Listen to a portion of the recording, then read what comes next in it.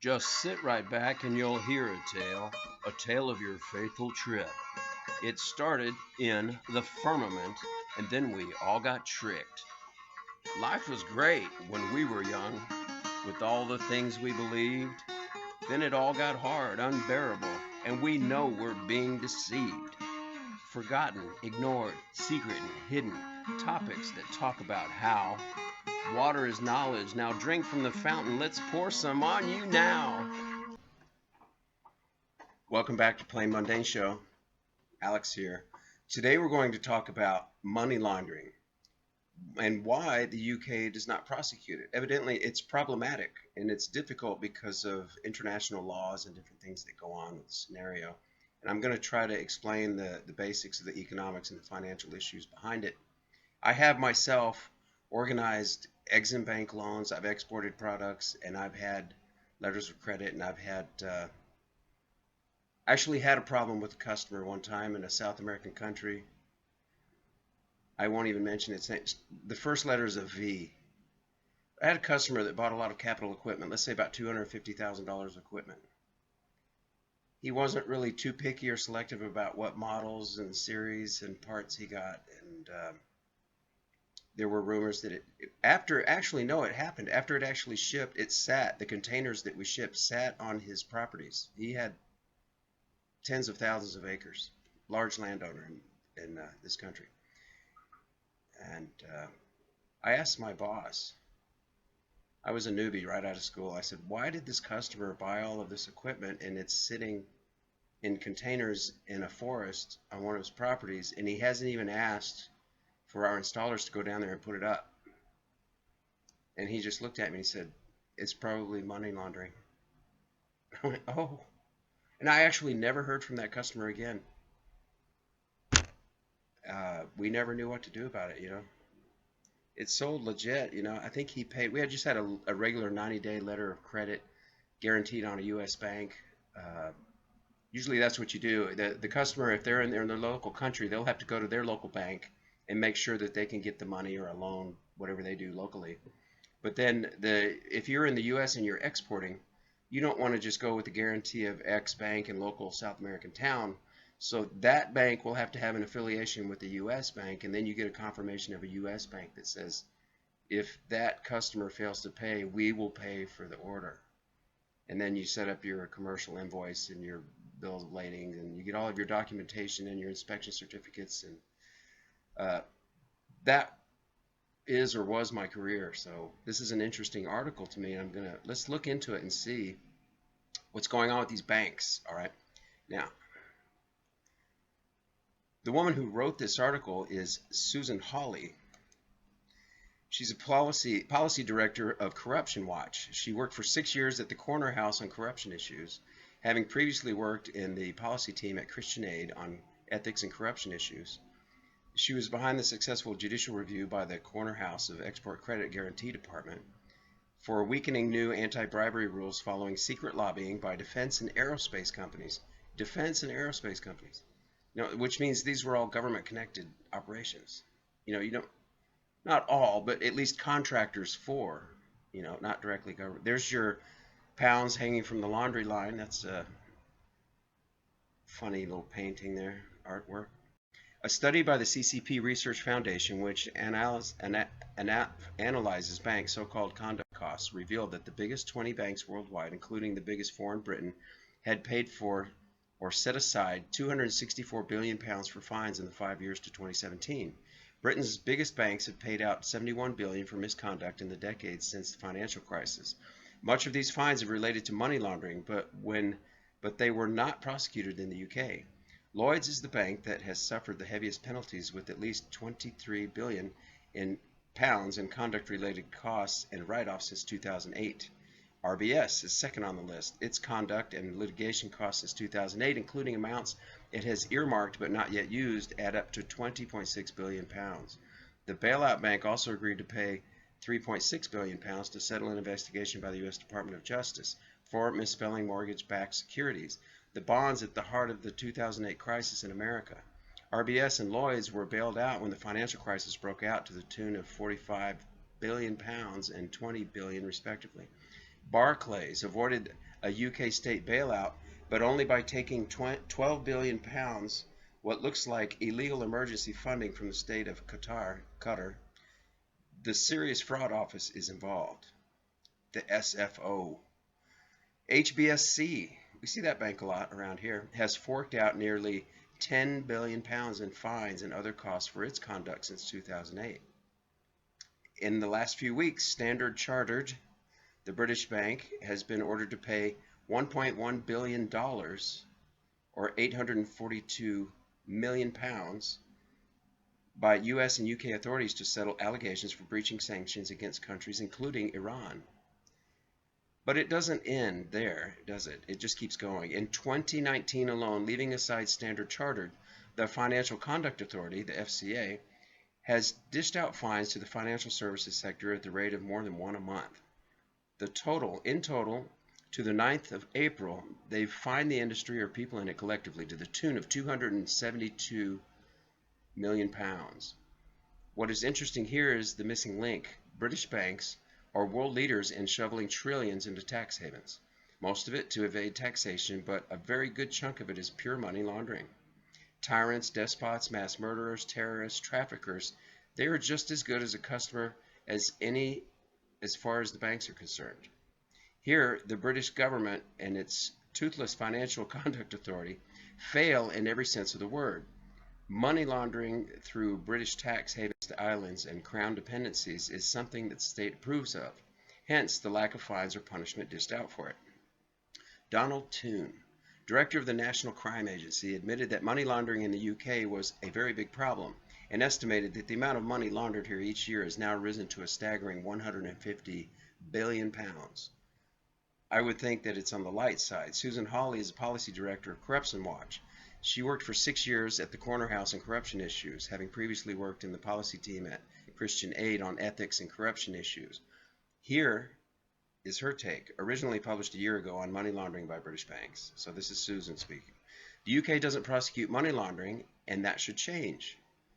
Despite the UK's rhetoric about wanting a world-leading reputation for integrity as a financial center, it has never prosecuted a single company or bank for money laundering. Given the scale of money laundering through the UK, it is pretty extraordinary. Hold on, let me interrupt. I don't understand that. We just talked about all of the fines they dish out up to one a month. And they're saying they haven't prosecuted anything. I don't get it. The National Crime Agency estimates that many hundreds of billions of pounds are laundered through the UK banks and their subsidiaries every year. The NCA's 2017 risk assessment for the UK found that high-end and cash-based money laundering remain the greatest areas of money laundering risk to the UK, with retail and wholesale banking and private wealth management providing a crucial gateway for criminals to launder their funds. The UK's wealth management industry manages $800 billion of global wealth at particular risk of laundering. London has long had a reputation as the laundromat of choice for corrupt actors globally. Corruption Watch estimates that UK banks, whether banks headquartered in the UK or UK branches, is that US supposed to be? Sometimes the translations are wrong here. A lot of this comes from Italian or Spanish that I'm reading. That's why I trip up sometimes, because the grammar's a little twisted. Sorry. They've been publicly implicated in the laundering of at least 5.6 billion pounds, or $7.8 billion, worth of funds linked to corruption scandals alone since 2008. It is likely that the figure is far higher. In 2015, Deutsche Bank found strong evidence that the UK had received $93 billion in hidden inflows between 2006 and 2015, with a significant portion coming from Russia. Light touch regulation, the UK's forte. Despite official acknowledgement of the problem, recent figures show that the UK's regulator for the financial sector, the Financial Conduct Authority, which has primary responsibility for prosecuting money laundering, only opened 24 investigations into companies for breaches of the UK's money laundering regulations since 2007 and has brought 0 prosecutions. Still don't get that. In the past 5 years, the FCA imposed regulatory fines on just 7 banks for money laundering failures. Doesn't that contradict? They just said 0 prosecutions, and then they said they brought forth just fines on 7 banks, totaling 263.7 million pounds, or $370 million. Oh, wow. The highest of these was the £163 million, about $228 million fine imposed on Deutsche Bank by the FCA in 2017 for breaching the FCA's own money laundering control rules by laundering $10 billion out of Russia in the mirror trade case. I'll have to look that up. Mirror trade case. The next highest fine was Barclays Bank in 2015 at £72 million, about $101 million, for deliberately breaching money laundering rules and regulation in relation to a transaction involving politically exposed persons. All the other fines have been less than £10 million, about $14 million. Startlingly absent is any fine against UK headquartered banks. HSBC and Standard Chartered, which have both faced multiple fines for money laundering in the United States and elsewhere, have been implicated in numerous money laundering scandals. The total lack of prosecutions and the low rate of even regulatory fines is surprising in the light of shocking inadequacies. The FC found in 2011 in banks anti-money laundering controls. A third of banks accepted very high levels of money laundering risk, and 3/4 were found to be failing to take adequate measures to establish the legitimacy of wealth they were handling. The acting head of financial crime at the FSA at the time, Tracy McDermott, who now works for Standard Chartered Bank, said at the time, "The banks are just not taking the rules seriously enough."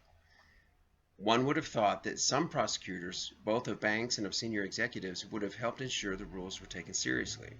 Yet, despite stating in April 2017 that it may start prosecuting companies and individuals for poor money laundering controls, where there are serious or repeated failings, the FCA has yet to open a single criminal investigation under the new money laundering regulations, which came into effect in June 26 of 2017. The FCA is not alone in its zero prosecution strategy.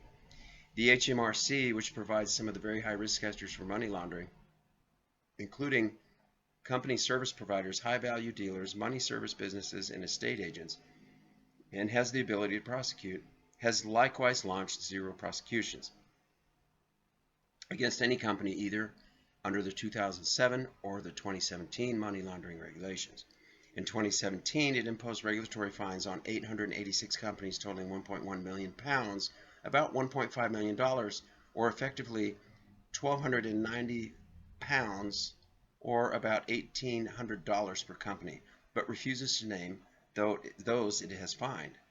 The HMRC's lack of transparency about who it has fined and the very low fines it imposes clearly undermines the deterrent value of sanctioning companies for breaches of the money laundering regulations, though it has said it is currently reconsidering its non-disclosure policy. UK lags other jurisdictions. The government points to the fines imposed on Deutsche Bank as an example of sufficient regulatory fines for money laundering.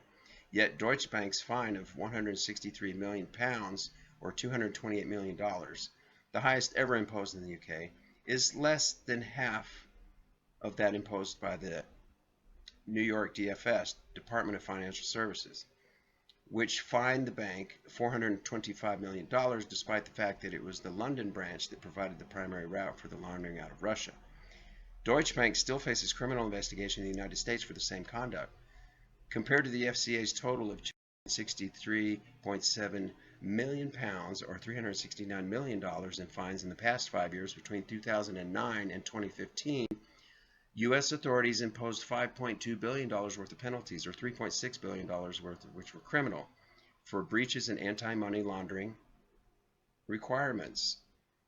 In the first 3 months of 2018 alone, U.S. regulators imposed combined penalties of $982 million, comprised of both civil and criminal penalties, on 2 banks for willfully running defective anti-money laundering program. Anti-money laundering programs, that would be plural. Kleptocrats and high-risk political exposed persons are potentially profitable customers for U.S. banks and businesses. Ensuring that the regulatory environment makes sure that banks think twice about taking on this business is crucial. The FCA claims that significant progress has been made by financial institutions, but in 2017, it still found ongoing weaknesses in governance and long-standing and significant underinvestment in resourcing for control systems among the regulated sector and a mismatch between policies and practice in relation to money laundering. What next? So what should the FATF reviewers be asking in the UK? First and foremost, they should be probing what is behind the lack of prosecutions for money laundering in the UK. There is no doubt that the UK legal system is itself at fault, but the UK's corporate liability regime has been recognized by the Law Commission as inadequate for holding large global corporations to account. The UK has introduced new laws to tackle tax evasion and bribery to meet this gap, but it is so far refusing to take steps to do so for money laundering and other economic crimes. But there are also questions to be asked about political will of the regulators themselves to get serious about imposing serious penalties on a regular basis for money laundering, and about who is the right body to prosecute money laundering. In a report in 2015, Transparency International UK found that 73% of the UK's 27 supervisory bodies for AML, anti-money laundering, at that time had institutional conflicts of interest, acting as both lobbyists for their industries and supervisors. While the FCA was not one of those included in this category, the FCA is funded by fees paid by the bodies that it regulates. The UK Parliament's Treasury Committee, meanwhile, has long questioned whether it is appropriate for the FCA to act as both a supervisor and an enforcer.